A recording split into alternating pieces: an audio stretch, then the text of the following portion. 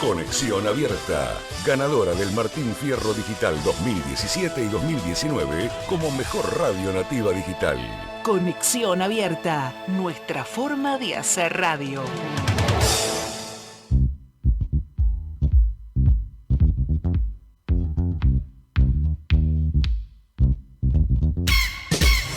El periodismo, la política y la economía se fusionan en Media Semana, bajo la conducción de José Fulugoño y con la locución de Micaela Grinza.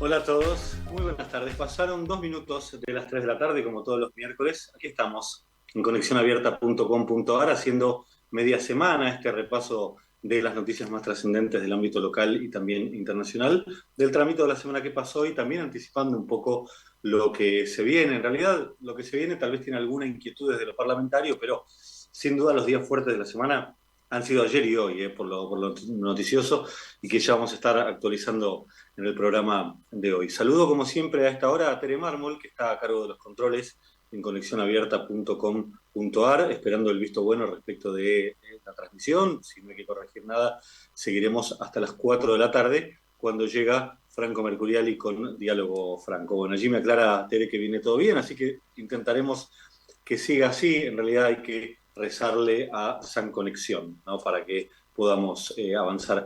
Una tarde típicamente de primavera, ¿no? Un día que amaneció fresco y que ahora se puso, para mi gusto, apenas caluroso. No caluroso, pero para mi gusto apenas caluroso, pero calor se va a venir. En este momento, 26 grados 4, temperatura y sensación térmica en todo el área metropolitana. Según el Servicio Meteorológico Internacional, va a subir un poquitito más de aquí a las 5 o 6 de la tarde, puede llegar a arañar los 28 grados y después a la noche, con un poco de nubes, va a bajar un poquito la temperatura. Mañana prácticamente calcado, pero algún grado más de temperatura, puede llegar a 30 grados la térmica. A mí ya cuando hay un 3 adelante me inquieta un poco, y sobre todo teniendo en cuenta la cuestión energética, ¿no? Y lo que ya dijeron las nuevas autoridades de la Secretaría de Energía de la Nación, de que posiblemente este verano sea un verano complicado en cuanto a la distribución y generación energética, sobre todo, ¿no? Por un lado, el parque de generación podría no dar abasto para satisfacer la demanda en los días de más calor, y por otra parte, el sector de distribución. Generación es el que fabrica la luz, básicamente las represas hidroeléctricas, un poco de eólico, otro tanto de nuclear, otro tanto también de centrales térmicas, pero básicamente las hidroeléctricas. Esos son los que fabrican la luz, los generadores. Hace muchos años que Argentina tiene una potencia, es decir, la cantidad máxima de luz que se puede fabricar, por decirlo bruscamente, de poco más de 24.000 megas hora por momento, ¿no? La potencia es lo que se puede generar instantáneamente. La luz no es algo que se pueda almacenar. No existe una gran pila que uno pudiera llevar, conectar a los tapones de su casa y hacer funcionar una heladera, por ejemplo. Lo más parecido es un grupo electrógeno, que es un generador constante, pero es diferente. Después, por otra parte, ahí está la potencia, la generación máxima, alrededor de 24.000, 25.000 megavatios hora. En verano, cuando el parque de aire acondicionado se prende todo al mismo tiempo, bueno, muchas veces se alcanza, a esta hora del día, se alcanza esa demanda energética. La luz se fabrica, se transporta, se distribuye en las distintas áreas de consumo y se consume. Y ahí el ciclo vuelve. Muchas veces la demanda, como su nombre indica, demanda más de lo que el sistema está en condiciones de producir. Y ahí tenemos un primer problema. Y el segundo problema, histórico, en las grandes ciudades, sobre todo aquí en el área metropolitana, Capital y Gran Buenos Aires, es la distribución. A pesar de que ya han pasado prácticamente 3 décadas de la privatización de lo que en su momento era SEGVA, Servicios Eléctricos del Gran Buenos Aires, nunca ha llegado a estar a la altura el parque de distribución, con muchas explicaciones en el medio. El congelamiento de tarifas durante 20 de los 30 años es tal vez el principal obstáculo que ha tenido el sistema de distribución. Lo cierto es que los cables que llegan a las casas, desde las transportadoras que traen la luz desde donde se fabrica, por ejemplo, la central hidroeléctrica de Embalse, en la provincia de Córdoba, la de Futaleufú, en la provincia de Chubut, las distintas que hay también en la provincia de Neuquén, las centrales térmicas que tenemos aquí. Hace poco hubo un accidente con una de ellas en la zona de Dock Sud y de la costanera sur de la ciudad de Buenos Aires. Bueno, allí se fabrica la luz, se transporta cuando es durante muchos kilómetros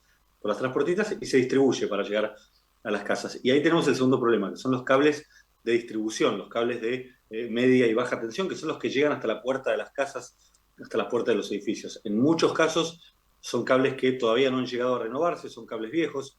Yo, por ejemplo, les doy un ejemplo. Yo vivo en el barrio de Villurquiza, en la ciudad de Buenos Aires, hace unos 8 años en este lugar. Antes de mudarme aquí, por esta cuadra donde yo vivo, en un edificio que tiene 16 departamentos, era una cuadra básicamente de casas. Yo recuerdo cuando tenía otro estado civil, que no es el de ahora, y que venía en mi otro estado civil de visita a las zonas cercanas a este barrio, pasaba por esta misma cuadra y no es la cuadra que es ahora. Ahora hay toda una vereda de edificios. Dejemos de lado la consideración arquitectónica. Hay mucha gente que critica los edificios. En algún lugar hay que vivir también. En esta cuadra ahora hay viviendo unas 300 familias aproximadamente, donde antes vivían 10, 12, 15. Si el cable que llega hasta la puerta de las casas es del mismo grosor, evidentemente no alcanza. Por supuesto que esos cables se han ido cambiando a lo largo del tiempo, pero tal vez no se fueron renovando en cuanto a lo que la demanda exige. Una casa de hace 20 años no tenía los equipos de aire acondicionado que tiene ahora, tal vez no tenía 2 televisores, o 3 o 4, como tienen muchas casas ahora, y tenía uno solo, tenía una heladera más chica, tenía un lavarropas que se usaba menos, y así hay diferentes aspectos respecto de la demanda. Inclusive era muy extraordinaria la calefacción eléctrica, la losa radiante eléctrica, hace algunos años. Bueno, ahí está el inconveniente. Entonces les decía que en realidad esto era meramente una formalidad de saludo. La temperatura. El jueves, entonces, posiblemente mañana, en el área metropolitana, pueda llegar a los 30 grados. Y atención viernes y sábado. Atención viernes y sábado, porque por la tarde la temperatura va a superar, dicen en el Servicio Meteorológico Nacional, los 30 grados. Sobre todo el sábado por la tarde. Al ser un fin de semana, no va a haber tanta demanda y esto va a hacer que el sistema esté más tranquilo. Por supuesto que el problema no es ahora. El problema es más que nada la segunda quincena de diciembre, donde hay muchos días de temperaturas superiores a los 30 grados, y enero. En enero, como hay gente que tiene la suerte de irse de vacaciones, la demanda energética baja, se traslada en todo caso a los sectores de veraneo. Pero lo cierto es que segunda quincena de diciembre y primeros días de enero suelen ser los más complicados. ¿Por qué? Porque hay muchos días donde la temperatura mínima no baja muy lejos de los 30 grados. Hay noches que hace 30 grados de temperatura, entonces los cables no llegan a enfriarse. Y justamente son esos cables calientes los que después, con la alta demanda del día siguiente, con 30 y pico de grados de temperatura y con una demanda volando a las 2, 3 de la tarde, no alcanzan a prestar el servicio que tienen que prestar. Y al igual que ocurre con el disyuntor o las térmicas de una casa, saltan. Cuando, por ejemplo, ahora es muy común usar la pava eléctrica. Pasa que si uno no tiene la instalación correctamente hecha, vos ponés la pava eléctrica un rato largo y si la tenés en una zapatilla, salta la térmica de la zapatilla, que ahora la mayoría vienen con esa lucecita de color, justamente que es una medida de precaución, y en el peor de los casos termina saltando la térmica de la casa. Eso que ocurre con una pava eléctrica puede ocurrir también con una ciudad. ¿De qué vamos a estar hablando hoy? Bueno, las noticias importantes de las últimas horas, desde el punto de vista económico, lo que ocurrió ayer con el INDEC, que dio a conocer la estadística de inflación del mes de octubre. Paradójico, ¿no? Yo siempre les digo, cuando uno estudia economía, te dicen, la inflación ideal para todo un año en un país está entre el 2 y el 3%. O sea, Si la inflación anual va por debajo del 2, no es un problema grave, pero es un problema. Si va por arriba del 3, empieza a transformarse en un problema. Bueno, la de ayer dio ahí, entre el 2 y el 3. Lo que pasa es que fue mensual. No debiera ser un número para festejar como han festejado en el gobierno. No obstante, lo festejaron porque por de dónde veníamos. Recuerden que veníamos de inflaciones mucho más altas. La primera inflación de este gobierno en diciembre del año pasado fue 25,5%. En el gobierno dijeron, podría haber sido peor. La bomba de tiempo que nos dejó el gobierno anterior con un montón de precios reprimidos, precios contenidos. Recordemos, estamos en noviembre, recordemos noviembre del año pasado, y esto no es una crítica, es una valoración de la realidad. Uno iba al supermercado y cuántas cosas que uno iba a buscar no encontraba. ¿Por qué había esa escasez de productos? Porque el fabricante de un producto X, llamémosle arroz, llamémosle fideos, llamémosle lácteos, llamémosle harinas, llamémosle bebidas, el fabricante no le quería entregar al distribuidor a un precio que le indicaban que debía entregarle. ¿Por qué? Porque sabía que en un lapso más breve ese precio se iba a modificar. Si el distribuidor tenía, tampoco se lo quería entregar al supermercadista. Y si el supermercadista tenía, en algunos casos prefería retenerlo esperando a ver si había un movimiento de precios. Recuerden lo que era ir a hacer las compras al supermercado exactamente hace un año atrás, mediados de diciembre del año pasado. La frustración que uno sentía cuando tenía que conformarse con una marca que no era la que quería o con un producto que no era, por ejemplo, en mi casa se toma mucha soda, ¿no? Y por una cuestión de horarios nos es complicado comprarla al sodero, se compra ahora. La soda se puede comprar en el supermercado. Para alguien como yo, que soy un catador de soda, no es lo mismo la soda de sifón que la soda que viene en botella con una tapa. Yo recuerdo, últimos días del año pasado, no se conseguía soda en sifón. Explicaban que la tapita de plástico de los sifones de ahora tenía componentes importados y no se conseguían. Lo cierto es que no se conseguían. Y después se empezó a conseguir. Y el precio pasó de 200 pesos el sifón de 2 litros, que tal vez no era el precio al cual el fabricante le convenía venderlo, a 1.200 pesos, que es más o menos el precio que ahora se mantiene. ¿Era razonable que se multiplique por 5 o por 6 ese precio? Posiblemente no era razonable. Recordemos lo que ocurrió con el dólar también. El tipo de cambio, dejemos de lado el tipo de cambio oficial, que es un dólar que muchas veces no es creíble, el tipo de cambio informal pasó el año pasado de 200 pesos a principio de año a 500 pesos en las PASO, a 600 pesos después de las PASO, a 800 pesos en las elecciones y a 1.200 o a 1.000 cuando asumió el nuevo gobierno, inclusive a 1.500 llegó a estar en mayo de este año. Vamos a hablar más adelante del tipo de cambio, hablemos ahora de la inflación. 2,7% midió ayer el INDEC, y muchos en su casa dirán, che, no me representa 2,7%, a mí me parece que la inflación fue más.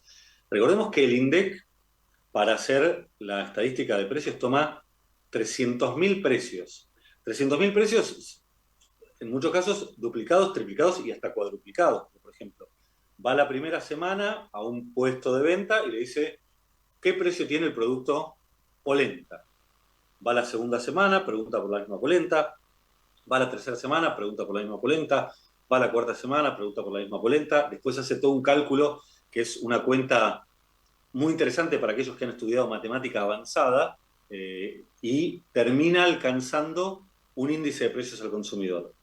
¿Qué significa este 2,7%? Que si vos te comprabas todos los productos que mide el INDEC, todo, son 300.000 precios. Si vos te comprabas esas 300.000 cosas, en septiembre pagabas 100 por todo y en octubre pagabas 102,70. Estoy diciendo un número chico para después, en todo caso, 100.000 y 102.000, 100 millones y 102 millones. Póngale el número que quiera, esa es la diferencia, quiero que se note. Algunos productos han aumentado más, otros productos han aumentado menos. Llama la atención, por ejemplo, el caso del azúcar. El azúcar prácticamente no aumentó este año. Está a razón, depende de la marca, depende del lugar de venta, a razón de 1.000 pesos el kilo. Recordemos que el año pasado estaba a 200 pesos, tampoco aparecía azúcar por las góndolas, y de un día para el otro se fue a 1.000. ¿Qué te dicen los fabricantes? Yo esta semana hablé con un fabricante de azúcar, la empresa más grande, que por un lado están sobreestoqueados porque la merma del consumo a nivel interno se nota y mucho, hay gente que está consumiendo menos de todo, y entre eso de todo hay menos azúcar, y que por otra parte, como aumentó mucho la exportación, están cubiertos con esa exportación. Entonces pueden, el sobrante que tienen, antes que no vendérselo a nadie, pueden mantenerlo en la venta al público a este precio relativamente barato. 1.000 pesos prácticamente no aumentó el azúcar en lo que va del año. Mañana se puede ir a 2.000, a 5.000 tranquilamente. Estamos en Argentina. Por ahora no aumentó. ¿Qué fue lo que más aumentó este año? Es un producto del cual uno puede prescindir.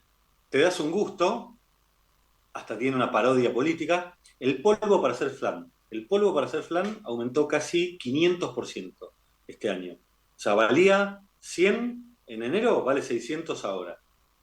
No es algo que te haga un agujero en el bolsillo, no es un alimento básico en una familia, digamos, uno puede estar mucho tiempo sin comer flan. Si querés es más tradicional del que va a comer afuera y que se da el gusto de pedirse un postre, y tal vez en los restaurantes es uno de los postres más pedidos. Justamente dentro del subrubro esparcimiento, restaurantes fueron los que más aumentó, 4,3% aumentó restaurantes este mes. Es decir, estuvo prácticamente al doble de la inflación. Restaurantes y hoteles 4,3%. ¿Qué es lo que estuvo exactamente al doble de la inflación? 5,4%. Vivienda, agua, electricidad, gas y otros combustibles. Y esto lo notamos todos, en la factura de luz, en la factura de gas. ¿Qué está ocurriendo también?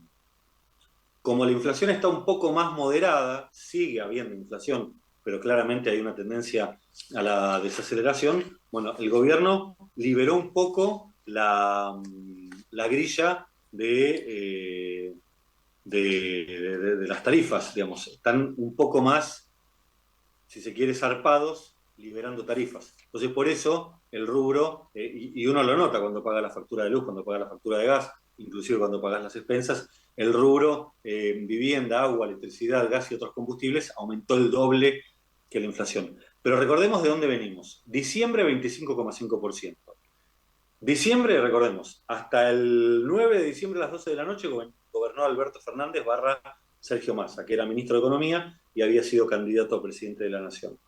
Desde las 0 horas del 10 de diciembre, asumió formalmente a media mañana, pero desde el punto de vista legal, era presidente Javier Milei. Es decir, de ese 25% de inflación de diciembre, uno podría decir, se le echa un tercio de culpa a Massa y 2 tercios de culpa a Milei. Es una forma simplista de decirlo, yo creo que no es tan así. Recordemos que la mayoría de los precios que venían contenidos, que venían con un pie encima, se liberaron después del 10 de diciembre.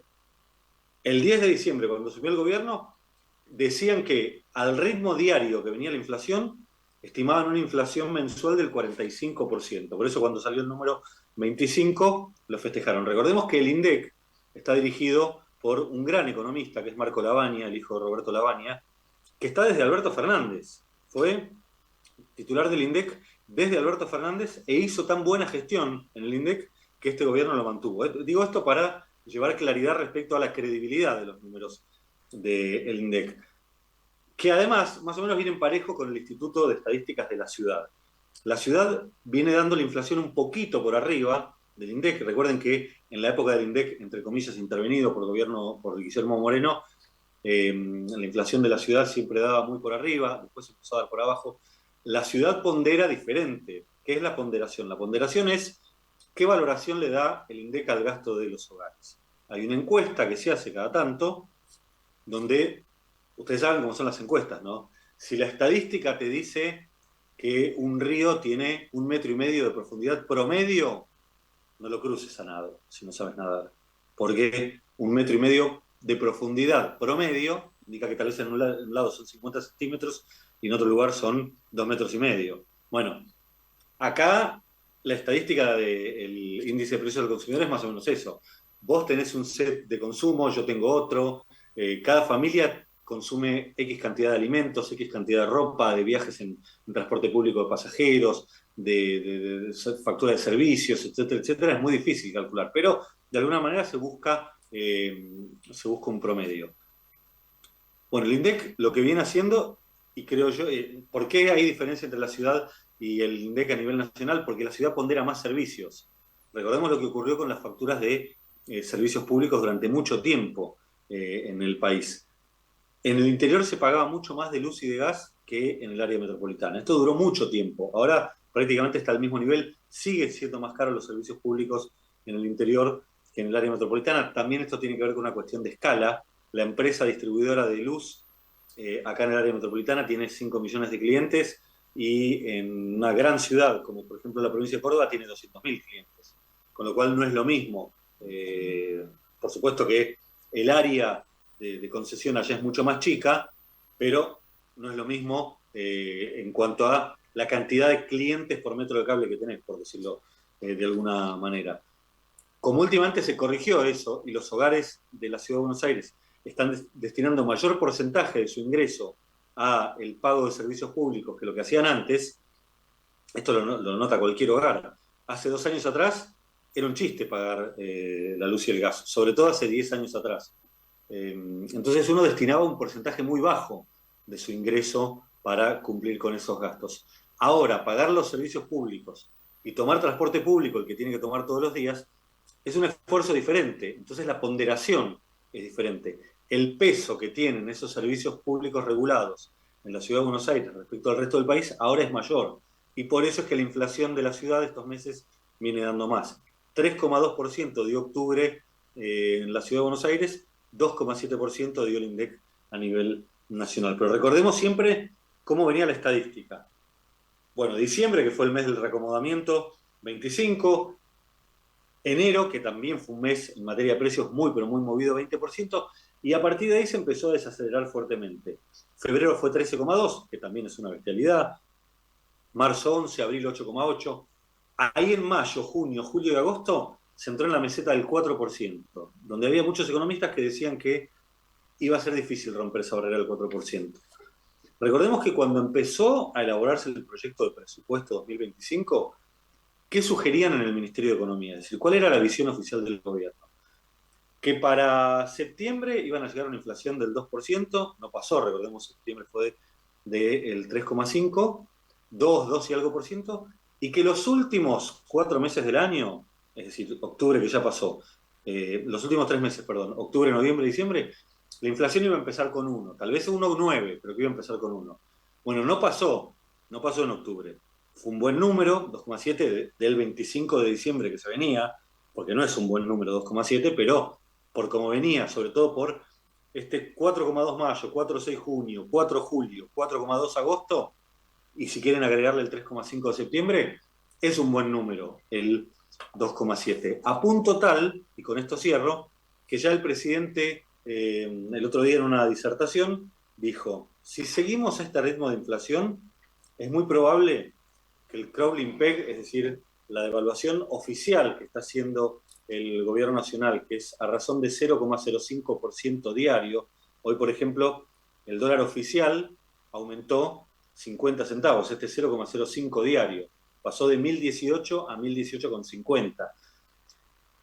Todo eso 0,5 de todos los días te da 2% al mes. Es una ancla cambiaria. En el gobierno creen que esta baja de la inflación, o desaceleración, mejor dicho, de la inflación, se dio justamente por el ancla, entre otros factores, además de la no emisión, por el ancla cambiaria. Bueno, ya anticipó el presidente Javier Milei que en breve, posiblemente para fin de año, modifiquen esa política cambiaria que tiene el Banco Central y la pasen al 1%, con lo cual habría menos presión. Hoy tenemos 2,7% de inflación, recordemos que 2 hay que atribuirle al dólar. Después hay también factores externos que tienen que ver con la propia inflación del dólar en el mundo y sobre todo en los Estados Unidos. Y después, si se quiere decir, la inflación natural de la República Argentina. Si ese 2% de devaluación programada que está haciendo y avisada que está haciendo el Banco Central se traslada al 1%, posiblemente eso colabore también con seguir yendo a la baja inflación. No se sabe qué va a pasar el año que viene. De acá para atrás, los últimos 12 meses, la inflación acumula 193%. Recordemos también de dónde veníamos. El pico de inflación acumulada en 12 meses fue en el mes de abril. 289%. ¿Qué significa esto? Que si una cosa en abril de 2023 valía 1.000, en abril de 2024 valía 3.900 pesos prácticamente, 3.894 pesos. Una barbaridad. Ese fue el pico de inflación acumulada al año.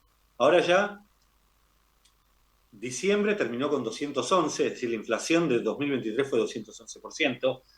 Insisto, Sergio Massa fue ministro de Economía 344 días de 2023. Javier Milei y Toto Caputo tienen responsabilidad de los últimos 21. Fueron 21 movidos, donde hubo mucho movimiento de precios. Con lo cual ese 211% de 2023 no se puede atribuir todo a Sergio Massa, como tampoco se puede atribuir la aceleración del último mes solamente a Javier Milei y Toto Caputo, porque lo que te dicen, y creo que con razón, es que los precios venían pisados durante todo 2003. Y aún con los precios pisados, tarifas congeladas, devolución de IVA, etcétera, la inflación fue de 211%. Bueno, si quieren, nos vamos a noviembre, es decir, 11 meses desde noviembre para atrás, diciembre de 2022 más los 11 primeros meses de 2023, era 160%. Ahora la inflación acumulada es 193%. Posiblemente el mes que viene esté mucho, no llegue a 160, pero esté mucho más cerca de 160 que de 190, como está ahora. Y habrá que ver cómo termina el año. Cuando empezó 2024, el Ministerio de Economía te decía, la inflación de este año va a ser 140%. Todos decían, bueno, comparado con el 211 de 2023, no está mal. Está pésimo, pero no está tan mal, como diría Guido Casca. Está mal, pero no está tan mal. Bueno, ahora la inflación, por ahora en 10 meses, es del 106, 107%. ¿Cuánto va a agregar estos próximos 2 meses? En el gobierno nacional se ilusionan con que agregue menos del 5%, con lo cual podría terminar en un 112, 115% de la inflación anual. Prácticamente la mitad de lo que fue la inflación el año pasado. Por eso están tan optimistas en el gobierno, que además ya proyectan para el año que viene, si se mantiene esta tendencia, el año que viene la inflación estaría por debajo del 40%. Es un número altísimo, para Argentina es, no les digo tocar el cielo con las manos, pero ya es no quemarte cuando metes la mano en el agua, ya es sentir el agua tibiecita. Bueno, vamos a dejar de lado la página de la inflación, vamos a hablar después de cuestiones políticas y muchas que las subo. Vamos a hacer la primera pausa musical que tiene que ver con Madonna. Ayer se cumplieron 40 años de un disco clave, más allá de que yo creo que en Argentina no fue el disco más importante de Madonna, me refiero al segundo disco, Like a Virgin. Madonna ya con su disco homónimo, Madonna del 83, le fue bastante bien y rompió fuertemente en la escena del pop. A nivel internacional, con Like a Virgin, la rompió en el 84. Fue una explosión. Recordemos que todavía venía Michael Jackson. Dicen yo era un niño en aquel momento, dicen aquellos que siguen la historia de la música que fue uno de los mejores años a nivel de producción, 1984. Born in the USA de Bruce Springsteen, Purple Rain de... se me fue el de Prince, lo que pasa es que ha tenido tantos nombres Prince que cuesta, bueno, 1984 justamente de Van Halen, primeros discos también de Bon Jovi, y este Like a Virgin de Madonna. En Argentina también, primer disco de Soda Stereo, Piano Bar de Charly García. Fue total... Ya Madonna venía haciendo ruido, pero Like a Virgin fue una cosa totalmente disruptiva. Y eso que no se interpretó bien el sentido de la letra. Es una canción que no fue compuesta por Madonna, fue compuesta por un grupo de compositores, dos personas que se dedicaban a componer música, más allá de que uno de ellos era enólogo no, era productor de vino, fabricante de vino, una bodega familiar, pero tenía como berretín componer letras a las cuales un amigo le ponía música. Hicieron este Like a Virgin, que era más balada originalmente, después cuando Neil Rogers, el productor de Madonna de ese momento, tomó la canción, le gustó, pero dijo, vamos a acelerarla un poco, vamos a hacerla más bailable. Cuando se presentó esta canción, en una entrega de premios de MTV, Madonna salió de adentro de una torta, vestida con un vestido de novia súper sexy, con mucho encaje, algo de 40 años atrás no era tan usual. Hizo un despliegue, además, escénico. Madonna siempre fue muy buena bailarina, muy buena coreógrafa, pero además con mucha sensualidad, arrastrándose por el piso, digamos. Hizo muchísimo ruido con esta canción cuando salió. Y después finalmente salió el disco, que yo insisto, yo en ese momento estaba en cuarto grado de la escuela primaria, empezábamos los primeros, se decían asaltos, en ese momento, que eran reuniones en la casa de alguno, donde los jóvenes comenzábamos con esto de la danza, del baile, de la interacción social, ¿no?, que tiene el niño cuando está en la preadolescencia. Yo recuerdo que hizo mucho más ruido el siguiente disco de Madonna, por lo menos en mi generación, ¿no? Acabo de cumplir 50. El tercer disco de Madonna, True Blue, acá en Argentina, realmente triste o verdaderamente triste, me parece que hizo mucho más ruido, ¿no? Con Papá no sermonés, La Isla Bonita, que en aquel momento tener tremenda estrella del pop internacional, que te diga una frase en español era una cosa que nos volvía a todos locos. Pero, insisto, este disco, del cual ayer se cumplieron 40 años de su publicación, y con esta canción, que además, les vuelvo a contar la historia, que mucha gente no conoce, es una canción en la cual un hombre que había roto una pareja de mucho tiempo con otro hombre, desencantado completamente del amor, tiempo después vuelve a ponerse en pareja y se siente como un virgen. El idioma inglés tiene esa particularidad. Nosotros en castellano tenemos que decir como un virgen o como una virgen. Y eso ya nos da una pauta respecto del género del cual estamos hablando. El inglés dice like a virgin y no te dice de qué género es.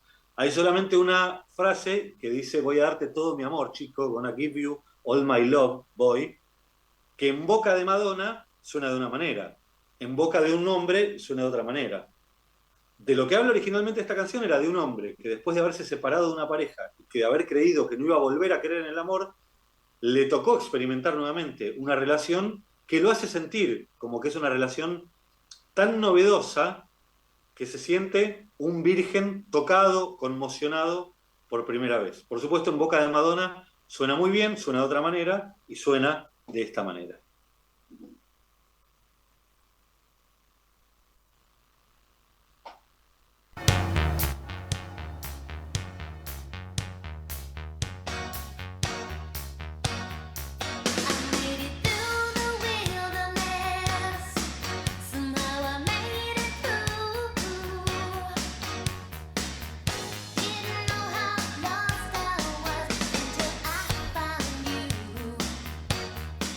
I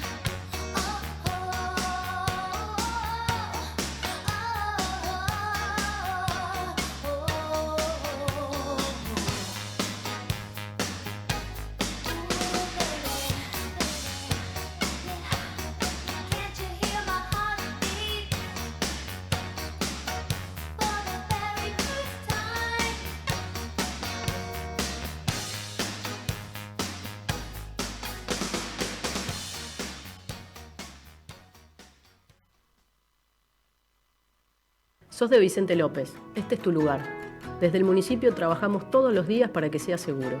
Sumamos motos de patrulla, cámaras, presencia policial en todos los barrios y puntos seguros. Quiero que sepas que te estamos cuidando, que Vicente López es tu lugar seguro. ¿Sabías que todos los accidentes por inhalación de monóxido de carbono son evitables? Chequea que la llama de tus artefactos sea siempre azul. No olvides ventilar los ambientes de tu hogar todos los días, verificando que las rejillas cuenten con salida al exterior y las ventilaciones no estén tapadas ni sucias. Y controla las instalaciones internas con un gasista matriculado. Con estos consejos, proteges a tu familia. Metrogas, damos calor. Dona sangre. Se necesitan entre 300 y 400 donantes por día. No esperes que te lo pidan. Siempre se necesita.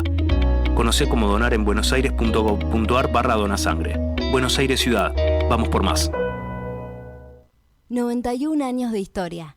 Conoce el Palacio Legislativo. Agenda tu visita guiada en legislatura.gov.ar. Legislatura porteña. Nos une a la ciudad. José Lugoño está en Conexión Abierta.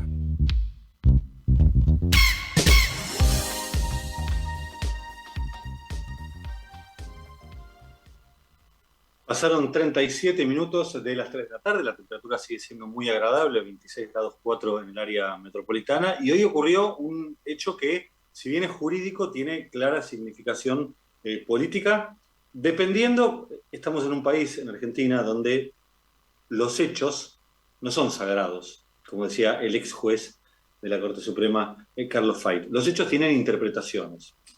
Voy a poner solamente un ejemplo. El ex fiscal Alberto Nisman, que investigaba el atentado contra la sede de la AMIA, está muerto, esto es un hecho. De acuerdo al sesgo ideológico de cada uno, hay gente que, aún sin conocer la causa, está convencida de que fue asesinado, y hay gente que está convencida de que se suicidó. Ambas cosas no pueden ser. Ocurrió una, ocurrió otra. Pero, de acuerdo al sesgo ideológico de cada persona, algunos están convencidos de una y otros están convencidos de otra, y lo cierto es que posiblemente nunca termine de saberse realmente qué pasó con esta persona que murió cuando estaba por denunciar en la justicia a la expresidenta de ese momento, Cristina Fernández de Kirchner, por presuntamente negociar a cambio de impunidad un pacto con Irán para que Irán se avenga a entregar funcionarios para que sean investigados por la justicia argentina o por un tercer país, como era el espíritu de ese pacto, a cambio, por un lado, de garantizarles impunidad, según decía Nisman en ese momento, y por otra parte, de beneficios comerciales para Argentina en cuanto a acuerdos con ese país. Ese pacto nunca se llevó adelante porque no fue aprobado por el Congreso de Irán, sí fue aprobado rápidamente por el Congreso argentino. Digamos, nunca se pudo poner en práctica ese pacto, y nunca se pudo demostrar si era verdad o no era verdad lo que decía el fiscal Nisman en sus denuncias, porque horas antes de presentarse ante el Congreso de la Nación para ratificar políticamente esa denuncia, apareció sin vida en un baño de su departamento. Esos fueron los hechos de enero de 2015. Bueno, ¿qué ocurrió hoy? Hoy ocurrió que la Cámara de Casación, es decir, la máxima instancia penal, la apelación, la segunda instancia en cualquier materia penal, ratificó la condena que había tenido en primera instancia la expresidenta Cristina Fernández de Kirchner y otros funcionarios por corrupción en la causa vialidad. Básicamente, ¿qué es lo que investigaba esa causa? Que desde que Néstor Kirchner es presidente, el 25 de mayo de 2003, hasta que Cristina Kirchner dejó de ser presidenta el 10 de diciembre de 2015, durante esos 12 años, gran cantidad, o sea, hubo una matriz de desvío de fondos públicos a través de la obra pública vial en la provincia de Santa Cruz. ¿Cómo era la maniobra que, según la justicia, se determinó por probada y por eso hubo una condena en primera instancia y ahora ratificada en segunda instancia? La gran mayoría, no todas, pero la gran mayoría de las concesiones para hacer obras viales en esa provincia se le entregaban a un grupo empresario.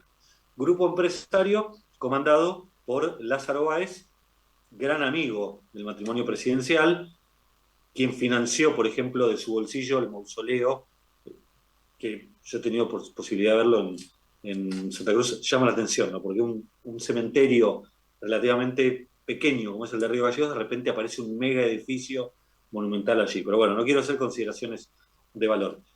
La justicia lo que dio por probado en un juicio y ratificado hoy por la condena de casación es que la mayoría de las obras públicas de esa provincia, que se hacían con fondos provinciales y con asistencia de fondos nacionales, se le entregaban a este grupo empresario, que además tenía el beneficio de, a diferencia de otros grupos empresarios que hacían obra pública, cobrarla inclusive antes de haberla terminado, a punto tal de que muchas obras públicas que se le encargaron, por ejemplo, la pavimentación de la Ruta 3, nunca la terminó y aún así la cobró como si lo hubiera terminado, algo que generalmente no ocurre, generalmente se hace la obra y mucho tiempo después el que hizo la obra recibe la plata. Se habla pura y exclusivamente en estos 51 contratos que investigó la justicia de 84.000 millones de pesos. Desconozco, perdón la ignorancia, de qué periodo estamos hablando, si es a valor de hoy o a valor del periodo investigado. Paralelamente, la justicia también condenó a Lázaro Báez por lavado de dinero, pero lo que no se terminó de demostrar en ese juicio es de dónde salió el dinero que lavó Lázaro Báez. Está condenado por lavado de dinero, pero no se sabe si es dinero que encontró tirado en la calle, si es dinero que algún amigo le regaló, o si es dinero que consiguió ilegalmente. Generalmente el lavado de dinero es de origen ilícito, no es dinero lícito. El dinero lícito está blanqueado.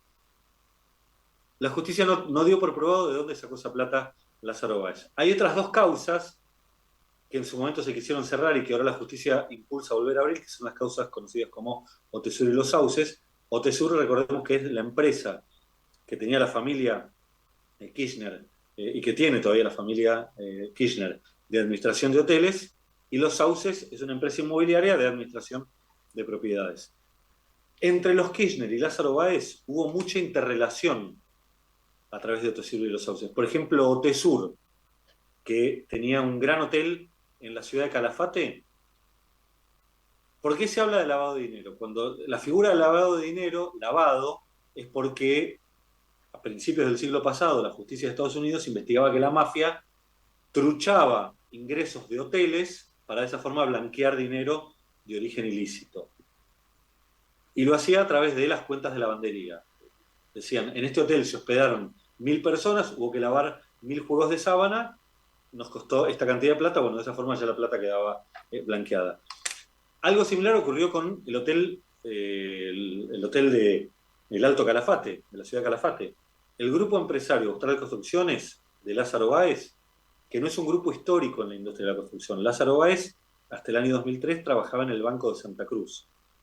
A partir de el año 2003, el 23 de mayo de 2003, 2 días antes de que Néstor Kirchner asuma como presidente, deja su puesto en el banco y se pone en una constructora. Y esa constructora, en algunos casos tenía antecedentes, porque por ejemplo compró otras constructoras como Canqui y Costilla, que venían trabajando ya con obra pública, bueno, empezó a ligar gran cantidad de obra pública. Eso es lo que dice la justicia. Lo que te dicen los kirchneristas es que esto es una persecución política, que no quedó demostrado en el juicio, que las obras públicas fueron aprobadas por presupuesto, por el Congreso, aprobadas por la legislatura de la provincia de Buenos Aires y auditadas, y que esto es toda una persecución política que busca prescribir a Cristina Fernández de Kirchner. Lo cierto es que hoy la segunda instancia lo ratificó. Ya desde el kirchnerismo anticiparon que van a apelar. ¿Qué significa apelar? Ir en queja a la Corte Suprema de Justicia de la Nación. Que por un lado la Corte Suprema te tiene que habilitar ese recurso de queja, te tiene que decir, está bien, voy a estudiar el caso, es muy probable que así sea, que lo estudie, y después resolver. ¿Cuándo va a ser esa resolución? Incierto. Posiblemente de aquí a mucho tiempo, posiblemente el expediente entre a la Corte Suprema de Justicia a mediados del año que viene, y después la Corte se tome su tiempo para resolverlo como habitualmente hace con este tipo de causas tan sensibles al quehacer del día a día de los argentinos. Vamos a hacer la segunda pausa musical de hoy, que ya nos estamos quedando sin tiempo para el programa. Hoy el homenaje, le decíamos, es a Madonna, pero específicamente a su segundo disco, al disco que la posicionó como número 1 a nivel mundial, que es el disco Like a Virgin, y esta canción que también fue importantísima de ese disco, una canción ya con un gran despliegue en el video, con un homenaje a una figura central como Marilyn Monroe. Recordemos que cuando Madonna ocupa su lugar como mega estrella de la música, también tenía que ver con la feminidad, la sensualidad, digamos, con condimentos extra musicales, si se quiere, que aportaba Madonna a la creación de su universo artístico. Y este video y esta canción, pero sobre todo el video, bueno, claramente la posicionan en ese lugar. Chica Material, Material Girl, del segundo disco de Madonna, se cumplieron ayer 40 años de la publicación de este disco y la homenajeamos de esta manera aquí en Media Semana.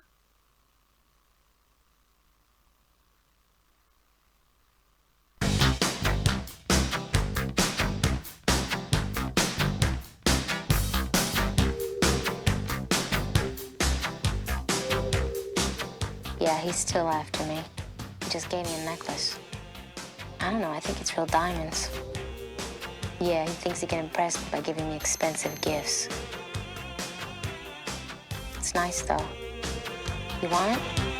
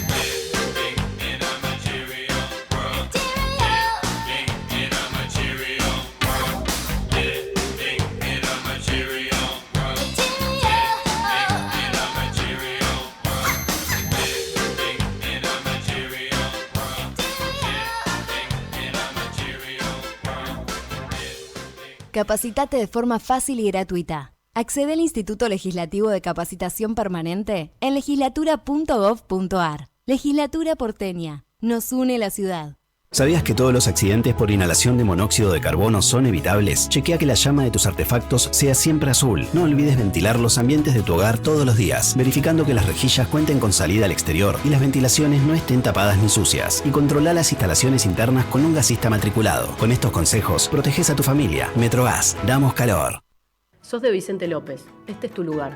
Desde el municipio trabajamos todos los días para que sea seguro. Sumamos motos de patrulla, cámaras, presencia policial en todos los barrios y puntos seguros. Quiero que sepas que te estamos cuidando, que Vicente López es tu lugar seguro. Dona sangre.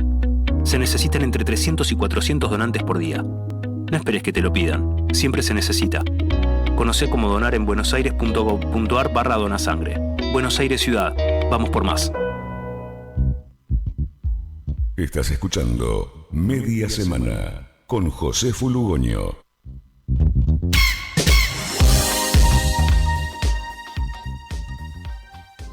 Y nos vamos yendo ya, 53 minutos pasaron de las 3 de la tarde, realmente voló esta tarde aquí en Media Semana. Nos volveremos a encontrar el miércoles de la semana que viene a las 3. Vamos a cerrar con un comentario de política. Hablábamos recién de la situación judicial de la expresidenta Cristina Fernández de Kirchner, que por otra parte consolidó su espacio al frente del PJ, más allá de que tal vez algún sector aún intenta resistirla. Ayer hubo un acto en un sindicato donde quedó claro que el peronismo en el corto plazo se va a encolumnar detrás de Cristina Fernández de Kirchner. ¿Qué va a pasar de aquí al futuro, al plazo legislativo, a las elecciones legislativas del año que viene y sobre todo a las presidenciales de 2027?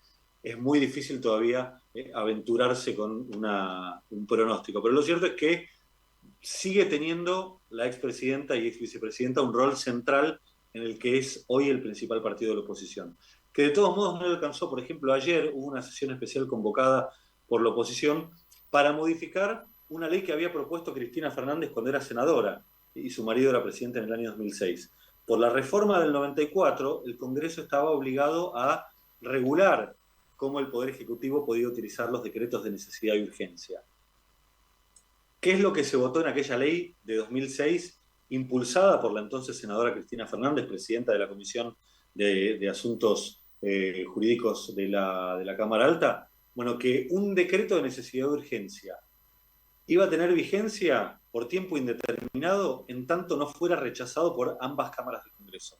Este año pasó algo que históricamente no había pasado nunca, y es que el Congreso rechazó un decreto de necesidad de urgencia. Recordemos que las dos cámaras del Congreso rechazaron un decreto que asignaba 100.000 millones de pesos extra al presupuesto que ya tenía la Secretaría de Inteligencia del Estado. Después quisieron hacer lo mismo con otros decretos, sobre todo, por ejemplo, el decreto que vetó la ley de financiamiento universitario, y no pudieron conseguir los votos necesarios, pero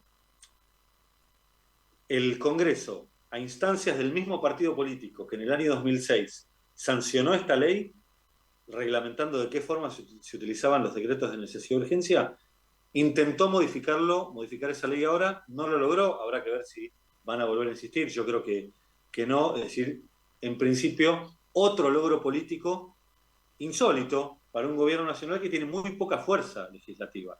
Pero por lo menos ayer pudo zafar de esta. Bueno, nos vamos yendo ya, nos vamos yendo escuchando a Madonna hacer una canción de otros. Una canción que no recuerdo bien ahora de quién es, pero que la hizo muy famosa Edith Piaf en la salida de la Segunda Guerra Mundial. Estamos hablando de una canción de hace casi 80 años, o 70 y pico de años, La vida en rosa o La vie en rose. Esta es la versión de Madonna que en los últimos años, cada vez que hace una presentación en vivo, la canta de esta manera. Con esto nos vamos. Le agradezco a Tere Mármol, que estuvo en los controles. Los invito a volver a sintonizarnos el próximo miércoles a partir de las 3, aquí en conexionabierta.com.ar, y nos vamos escuchando a Madonna con su reversión de La vida en rosa. Chau.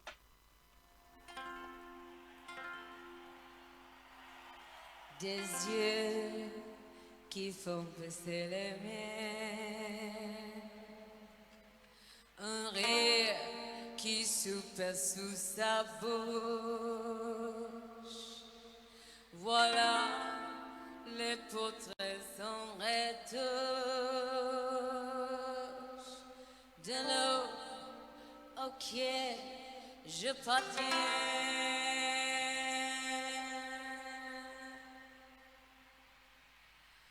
Quand il me prend dans ses bras, il me parle tout bas, je vois